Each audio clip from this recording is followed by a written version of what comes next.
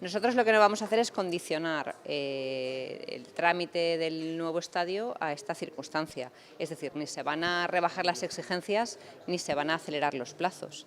Estamos hablando de un futuro campo, el de Mestalla, que tiene que durar décadas, y esta circunstancia única y exclusivamente atañe a una serie de partidos como mucho durante un mes. Por tanto, yo creo que que es clarísimo que no vamos a condicionar el futuro del nuevo campo a ser subsede o a acoger algún partido del Mundial, porque eso no va a condicionar nuestro nivel de exigencia ni tampoco vamos a acelerar ningún tipo de plazo.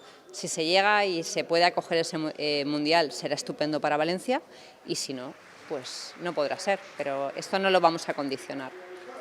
Hombre, desde luego lo que nosotros vamos a pedir, estamos pidiendo a Peter Lim, es que cumpla con la ciudad, que cumpla con sus compromisos. Ya sabéis que hay varios, y no solo está el nuevo Mestalla, también está el Polideportivo de Benicalap, y yo creo que hay que intentar que se cumpla por fin con la palabra dada a los valencianos y a la ciudad de Valencia. Pero eso no supone darle ninguna ventaja, rebajarle la exigencia, acelerarle los plazos, ni ponerle las cosas más fáciles de las que ya tiene. El convenio existe, el convenio lo dejó hecho la anterior corporación, y el convenio se tiene que cumplir en sus propios términos, y como mucho, alguna cláusula la reforzaríamos, pero no la suavizaríamos, como mucho.